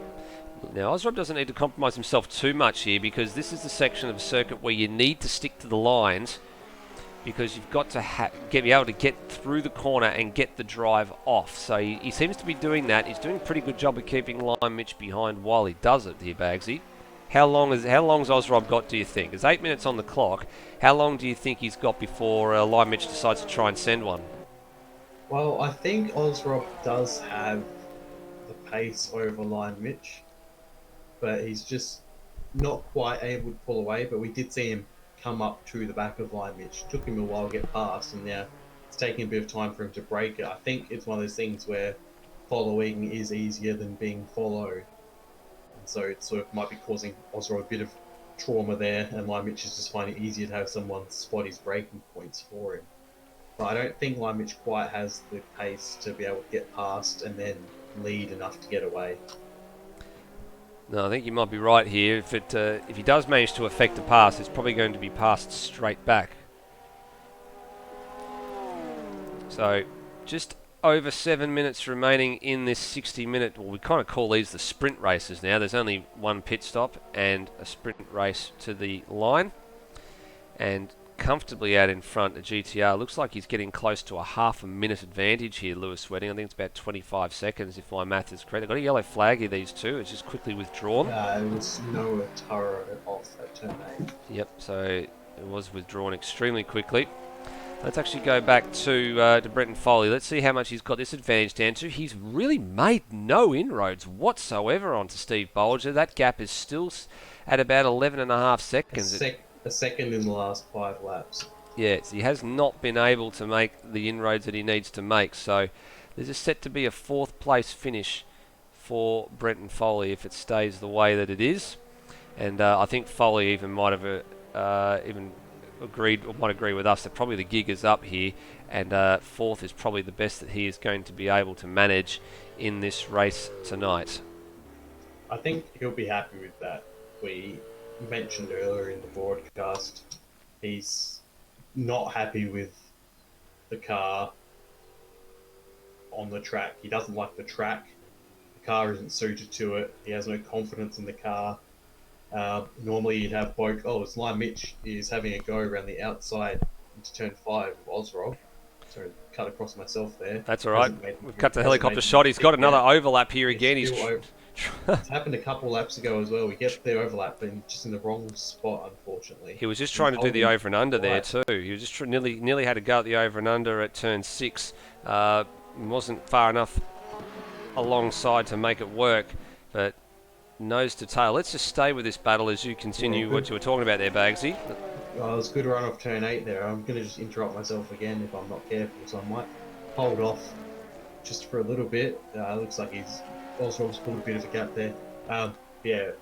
As we're saying with Foley, he would normally have his teammate, his fellow PBF driver bloke, in as well, and they can bounce ideas off each other in terms of setup and lines and what gear to take a corner in, but he hasn't had that this week, unfortunately. It's just all those sort of things come together, and I think you'll be happy with a 4th tonight, salvaging that. It's where he qualified. He probably could have been higher up. He could have beaten Bolger and Devonish because they're all at basically the same pace. The gap isn't changing between them. So without that mishap entering the pit lane, I think he would have had a 2nd today. Yeah. But good damage control. Damage when you're not happy with it. Damage limitation, I think, is what we refer to it as. Damage control implies you're cleaning it up. Damage limitation means you're just minimising the amount of points that you will bleed. And thankfully for Foley, it's only round 3 of 8, so he's got plenty of time. The next circuit that we go to is the Hockenheim Ring, and that's going to be another unique challenge again. That's a very, very high-speed circuit, plenty of long drags, so some straight-line speed that'll possibly favour the Dodge Viper, but also some technical sections in there as well, some medium-speed corners. Of course, the stadium section, the famous stadium section of the circuit in Sector 3 at that circuit is going to be a challenge, probably where we see the GTR will hold its own. So that'll be a round of swings and roundabouts in about 2 weeks. That's actually, believe it or not, in the Bathurst weekend, if my calendar is correct. 2 weeks' time. If it is 2 weeks' time from now, Japanese Grand Prix. Yep, Japanese Grand Prix that weekend as well. So thankfully, there's no conflict there. But if I'm just looking on my calendar just to see if indeed that has been scheduled for that weekend, and actually indeed it is. So it is on the Bathurst weekend. So hopefully we get a good turnout. This turnout this evening is just a little bit lower than we have had numbers-wise the last couple of weeks. But that's to be expected. There's things that everybody does need to do. And I believe the Formula 1 is currently on as well. It's an earlier start for the Russian Grand Prix. Yeah, literally about to start in about 3 minutes, I believe. It's usually 10 past the hour that it will start. So a number of these drivers will be trying to switch over to that stream very shortly. This battle has not let up one iota, and Ozrob is definitely being pushed by Lime Mitch all the way to the checkered flag here, which is what we called about 16 minutes ago, that these two are just going to continue to fight it out for 5th place all the way to the flag. This is where Ozrob's strong. He seems to get some good drive out of the final corner. Managed to get the line in there, but it wasn't as good as it has been the last time around. Lime Mitch has a little bit of a look down the inside at 1, and Ozrob skates it through on the rear down into turn 1. Here's Lime Mitch's chance. That was the little invitation that he needed, and he has no second invitation required. It's down the inside at turn 2, and he's got 2 minutes and 1 lap to hold him off here. Has he got the pace? We'll soon find out. Yeah, we're waiting. He's crossed the line about 10 seconds ago, so we'll have... That'll be another 3 laps. 1 more lap, and then a lap after that. So, and that is really close to 4 laps, because these guys actually aren't that far ahead from Lewis Wedding. Wedding is only about a corner behind them, or thereabouts. So, yeah, essentially, well, now 3.5 laps to 1, but you'll have to keep Osrob behind him. Very good measured drive from this man on screen at the moment too, Steve Bolger. He's had some quietly well-achieved results. Had a bit of a moment with Will Devonish at the last race. They ran side by side through campus and unfortunately got out onto the grass and had a bit of a spin, which cost him any chance of really arguing that position any further. But Devonish and Bolger had been arguing third and fourth place for quite a long period of the last 20 minutes of that race before the accident. And he had a good solid finish to the last season aboard Lamborghini Power, and he's continued it on. He's, I like to call Steve the quiet achiever in the GT3 competition. He's always chalking up some good top 5 finishes here, Bagsy, and he's definitely one to watch out for, and at this stage looking set for a well-deserved third place and podium finish. Yeah, he's had a bit of a nondescript race. I think apart from one trip onto the dirt in turn 1, he's had a pretty clean race. So the only person you could say has had a better race is Lewis Wedding.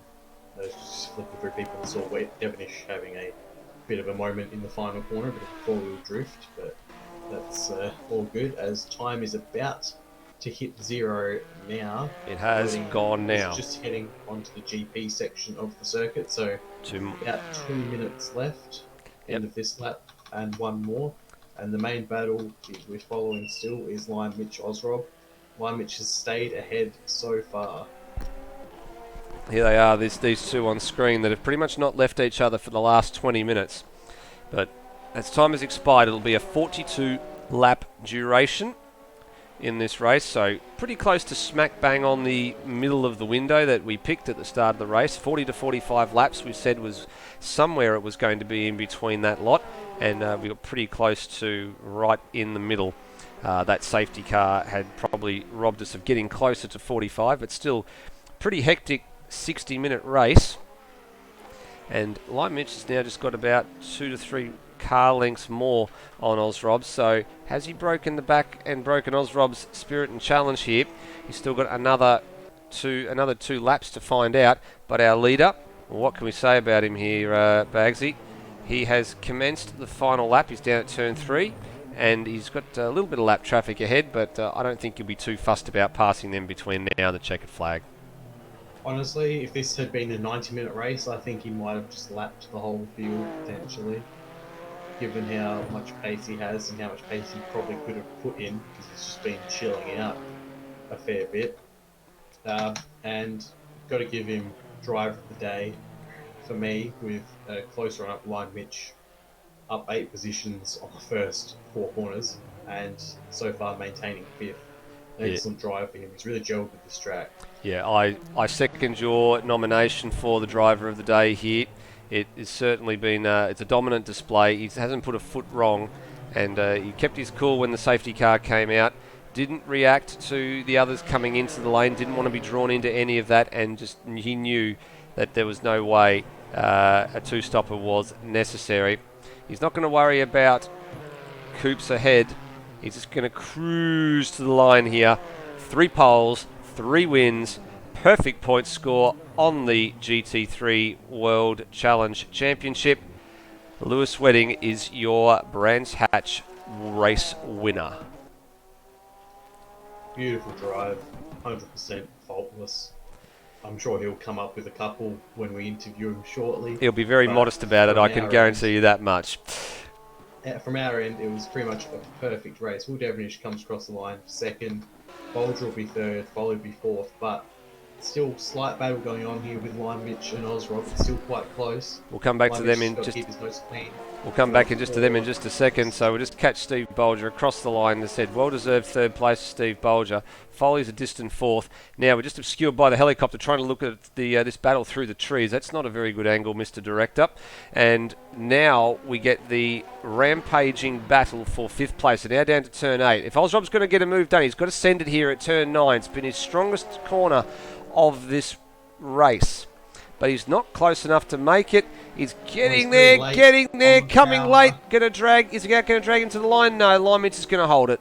Lion Mitch is going to hold it and take a well-deserved 5th place. So that was a humdinger of a battle for the minor placings. So 5th to Lion Mitch, 6th to Osrob, Greg Tara for 7th, Noah Tara for 8th. So the Taras, after all their dramas with their internet connection issues early in this race, or actually all through the race, they get home for 7th and 8th. Brendan Ross, 9th, and Coops is inside the top 10. And Bagsy, the only other runner that finished is Brian Walsh, so there he is on screen. But believe it or not, none of our Silver Cup runners actually got home. Oh, so Coops is the only Silver Cup runner, I believe. And the person that could take over the leader's Silver Cup in Mike Coulston didn't finish the race. So that is a little bit of an interesting championship permutation going on the next round. Yeah, it certainly is. I've Noah Taru's Silver Cup as well. Oh, actually, you're right. Sorry, I do apologise. Sorry to Noatara. It's you're right. He is a Silver Cup runner. We'll do the points in just a few moments' time as our drivers slowly filter into the box here. And Bagsy Lewis Wedding, well, what can we say about him, mate? He's a three-time consecutive winner, three-time pole sitter, and I'm sure he'll be beaming from ear to ear with that drive. Yeah, I'm sure he will, and he joins us now. Lewis, not much to say except essentially a perfect race. We couldn't see anything wrong with it. Did you have anything wrong with it in the car? Did you, I know, maybe accidentally stub your toe on a beam or something that might have caused you a slight distraction, or was it just perfect for you? We're clutching at straws here, ladies and gentlemen. I'm a bit sweaty. I suppose that's probably about it. No, I think that race, aside from just the server problems, which again, thanks to Will helping sort out, got us up and running. But aside from that, and then obviously the standing started sort of rolling, but everything else, yeah, went pretty good.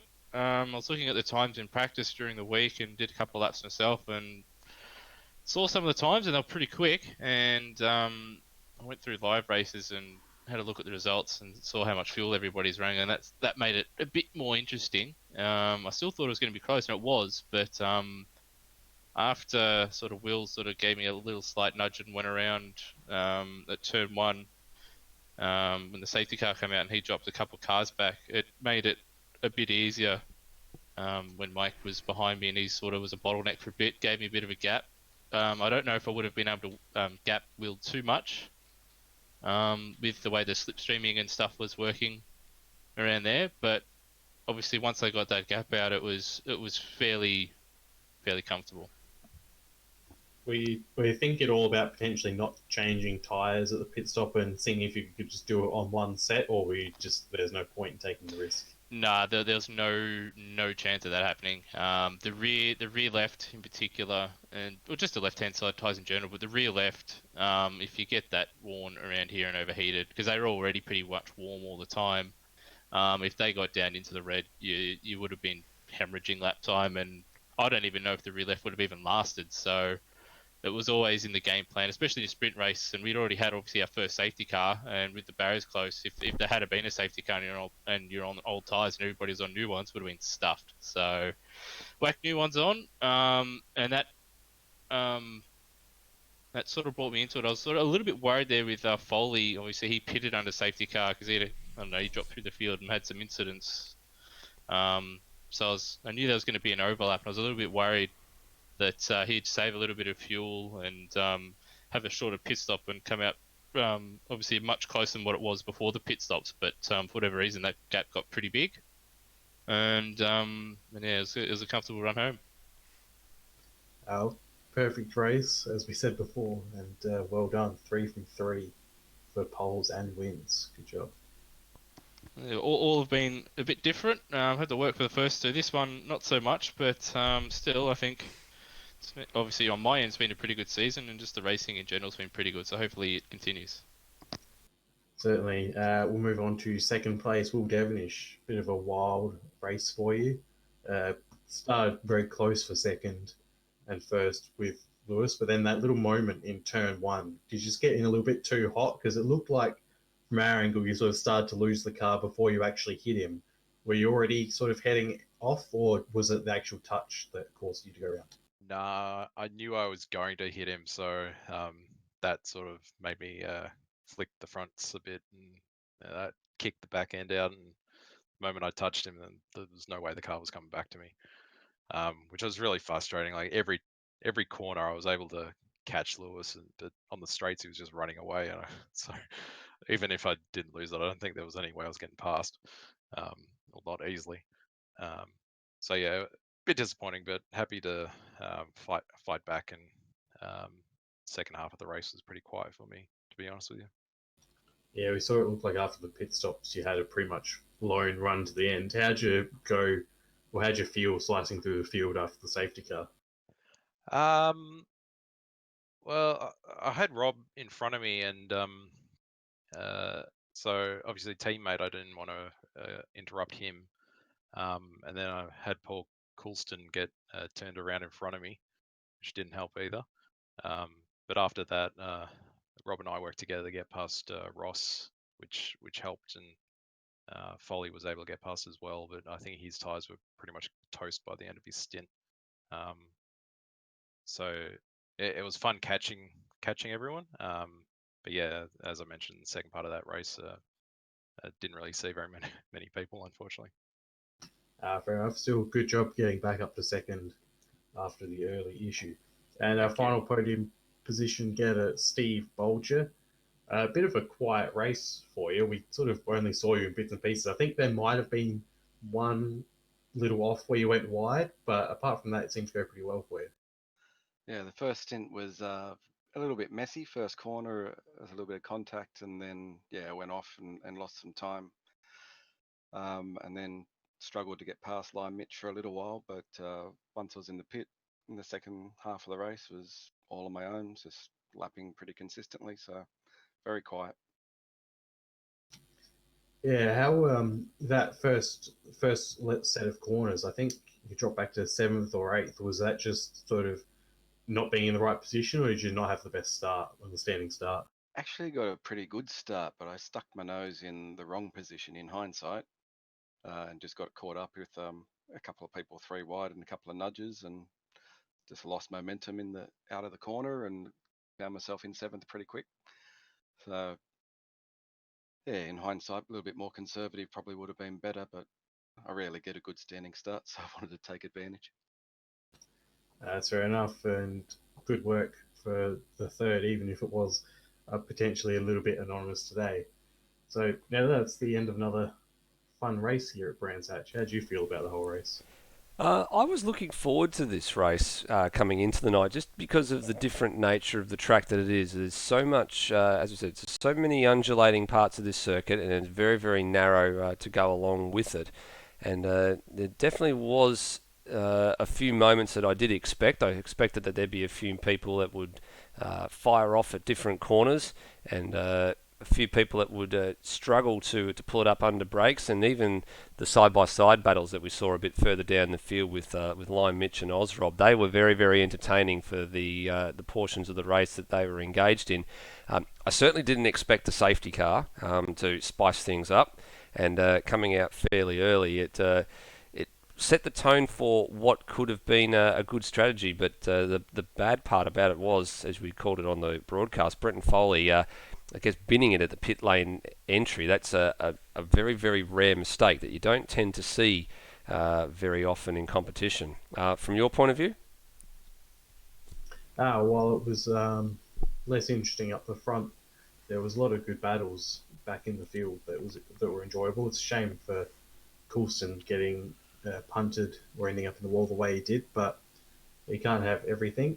It was still a good race down the back. Sort of feels a bit like Formula One has the last few years, with just one person way out the front and the others battling quite closely in the midfield for this race. But not every race is going to be a cracker, but this was still enjoyable. Certainly still was very, very enjoyable.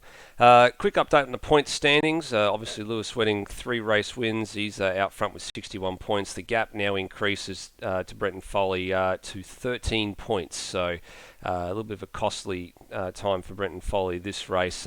Only getting home with 12 points, so losing 6 points as opposed to losing 2 points for the last 2 races that he's finished in second place, respectively.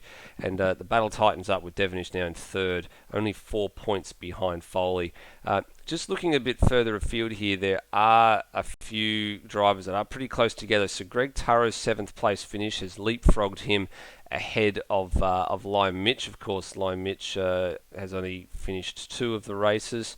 Likewise Tara as well, but that's a very tasty battle. Brendan Ross, despite his 9th place finish, has moved on to 18 points, so there's a 6th, 7th and 8th just covered by a couple of points. Noah Tara's 8th place finish. Now, he's listed down here as a pro driver, but I'm not sure if that's entirely accurate. His 8th place finish has taken him ahead of the leaders in Silver Cup of Mike Coulston and Termo. So during the week, we might need to get that checked out just to see if he is indeed in Pro or Silver Cup. We'll wait to have that confirmed.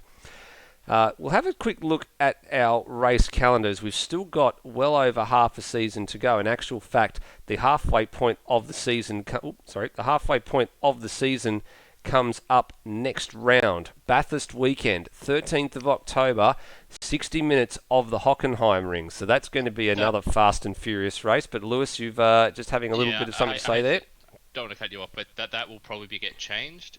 We'll probably move that round 2 weeks back, just so obviously it gives people a chance to watch the end of Bathurst and not have to worry about not drinking too many because they've got a race coming up. So yeah, that'll get delayed by 2 weeks. All right, wonderful to note. So that's a month between broadcasts for all you people there. So that date you're looking at on the calendar there of the 13th of October is more than likely going to become October 27th for that particular race, which then pushes Jerez back, it pushes Zandvoort back, Fuji back, and Adelaide back as well. Or we'll figure out some other days for those calendars. So, but that's the races that we still have to go, and we will sign off for this third race of the GT3 season. Bagsy, thank you as always. Thank you again. Good to be here. And we will sign off by saying, as we always do, please drive safely, and we'll see you next time. Bye for now.